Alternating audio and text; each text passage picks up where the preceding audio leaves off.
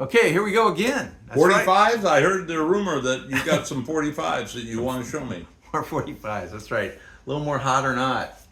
So, Dolly Parton. Ooh. Save the Last Dance for Me and Elusive Butterfly.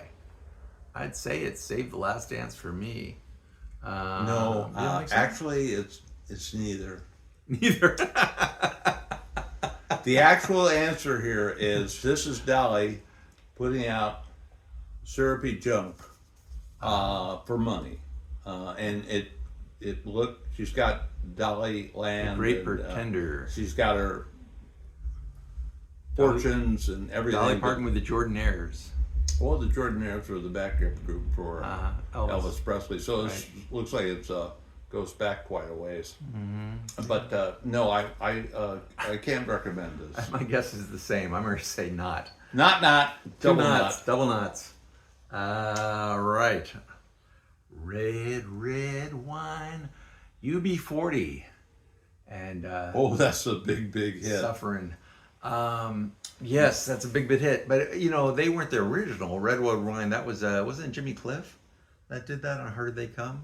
You're right. I think you're right on that. And actually, it says Neil Diamond is the one that wrote it. Oh my! But yeah, I think I'm right on both of those things. I always love this tune. The lead singer from that is going. Well, UB40 still comes around. Right, they're coming along a lot. My friend was saying they were here back in November or something, and I see they're here again this month. And then I just saw another ad for them coming in September. So UB40 is out and about and touring and hitting the area up hard. But Redwood Wine, yeah, it's a great one. It's hot. In the preview of the concerts, that's the song that they're singing. Well, they should. That's at a live show. I think that was their biggest tune. So so hot. I never liked that song. I hate to admit it, but it's never for me. No, I appreciate that you give your own opinion on it. You know, that's great. Okay, here we got Greg Kihn Band, Fascination, and the flip side, Jeopardy. Both were great. I love this band. You know, I never saw them live. It's a disc jockey out of San Jose, California. He's stuck with his disc jockey, being a disc jockey and playing the Bay Area until he died, which was about a year ago. And he was I loved that guy's voice. I loved his band. They played locally in the Bay Area where I lived a greater portion of my youth and adult years, and I unfortunately never saw him live. I saw his videos, of course, and things, but great. I'm with you. Hot. Very hot. I enjoy If it. you get a Greg Kihn Band, you won't album, you won't be disappointed. Alrighty. Next up, we have the Romantics. It's not this side, which called I'm Hip. I'm going to Talking in Your Sleep. That's the hit.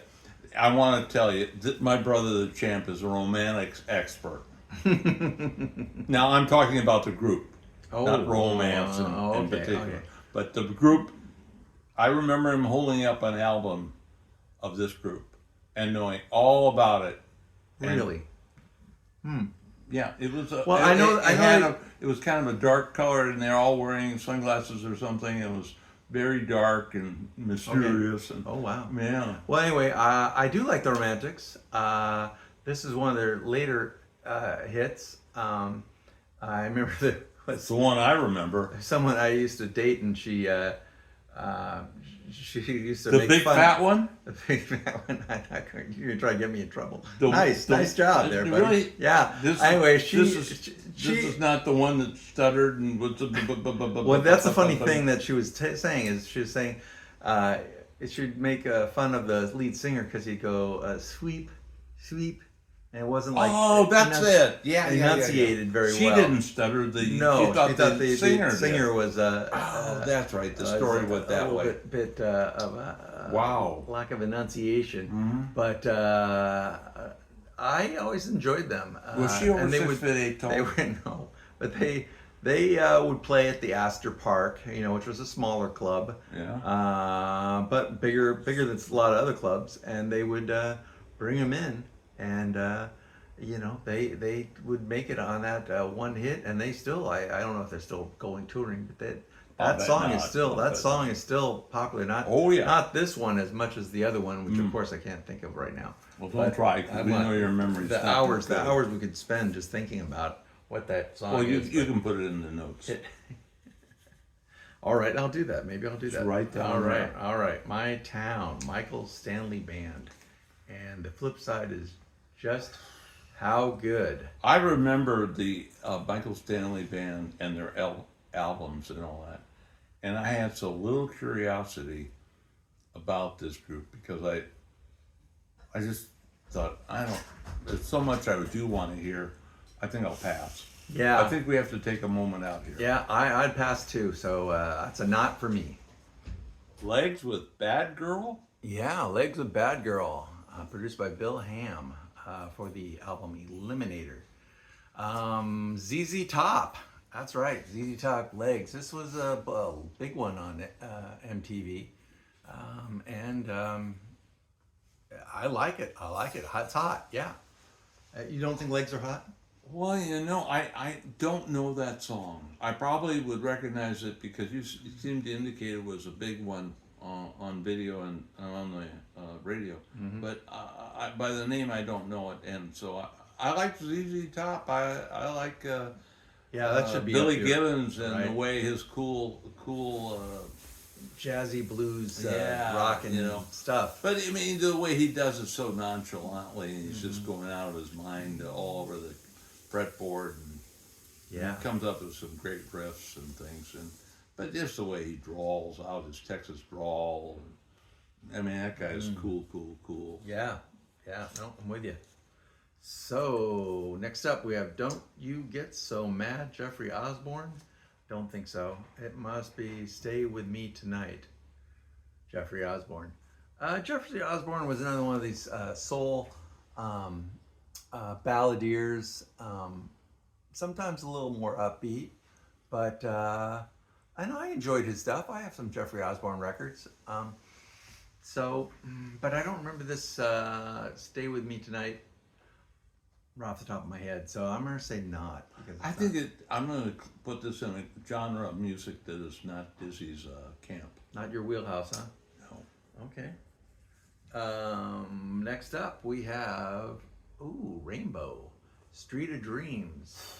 Now completely out of my ballpark. I don't know anything about it. Well, is it British? Blackmore came out of yes, he did. Deep Purple. Okay, so that's definitely British. Yeah. So So I thought it was a British band. Oh yeah, you were right there. Yeah. From the album Bent Out of Shape. I wasn't a big Rainbow fan. I don't have any Rainbow records. I did, so there must have been something between 78 and 82 or so where Rainbow came out. Well, it's just not my either. My cup of tea, so I'm gonna say no. But keep it away from me. Keep it away. I'm sure there's plenty out there, like you say. The only thing I got going for me is from Britain. That's great. That record. Saved by Zero, The Fix. I remember this with a little bit more color, but that's kind of cool. That's in a black and white sketch here. Saved by Zero. I like The Fix. Do you know these songs? Yeah, I remember the song Saved by Zero. So I would but the time is probably not going to be kind to this one. So go no. I'm going to go no. Okay, we'll go no on it. Yeah, Saved by Zero. They have another one that is also very. Though I admit I never had a Fix album, and I know nothing about the band. But when he's leaning that way, I was like, let's just go no. Let's go no. Yeah, no. If you're thinking about it too much, maybe it is there now. So here's another band that's, it's fun to look at these because these are bands sometimes that weren't in either of our wheelhouses. Night Ranger. They were another rock and roll, harder rock band. Let Him Run. I don't think so. That was it. You Can Still Rock in America. I'm guessing that's the hit. If it was, I'd never heard it. I don't. That Let title Him Run. does Let Him nothing Run. for me. Let Him Run does nothing for me either. So I dare Not- say not- not. I, if I listened to it, maybe I'd have a different feel for it. Yeah. But I wasn't ever really a big Night Ranger fan. So No. there we are. How about this guy? Modern Love by David Bowie. Now I definitely know that one. You know that one? Oh, good. Oh, you didn't remember Modern Love? Oh no, I remember Modern Love. Okay, good. Niles Roger produced it with David Bowie, and Bob Clearmountain also was involved in this one. Yeah, went to this concert shortly after he came out my with gosh. this album, and this is a live version on here, so that's kind of fun. And so yeah, David Bowie. Wow, Great. the Police? The Police, yeah. Next one up, The Police. Every Breath You Take, with the backside, Murder by Numbers. Now, I really like Murder by Numbers as well as Every Breath You Take. And I don't think Murder by Numbers is on a record. But I mean, I know they did it on some other box set later, but I don't think it was on the LP. But I like that tune as well. So yeah, both of these songs are great. It's a picture sleeve. So I say hot. Double hot it is. Double hot then. All right. Double hot. Ooh. It's The Eye of the Tiger. The theme from Rocky 3 by Survivor. Did Survivor have any other hits after this? I don't remember. This is any. such a great song. And they Saturday. they hit it out of the ballpark. I would hope that the band had some other material that I could have listened to. It is after my. You know what's interesting? It says Years produced of by Frank Sullivan and Jim Petrick, and that's the guy from we're Vehicle. talking to. We're talking, yes. We're talking about Ides an of earlier- March, Ides of March, and Vehicle. Yes, he did. But he was and also he went on after that, like you said, into another band as well. Yeah. Yeah. So He wrote some of those. Well, this is it. It's Survivor. Yeah, he worked with Survivor. So but interesting, little stuff that we find for ourselves. But Bits there's a of name information. that a lot of people would never have heard of, even though just like how a guy can be the big creative force in a band, Oh yeah, the voice of the band and everything else, Right, and right. yet none of us know. know who he is. Yeah, you have to. You have to dig it really up. dig to know. That's and right. I had seen him interviewed. I don't think you've seen the interviews. There's several interviews out of him on the internet where a fan of the band, a radio DJ in this case,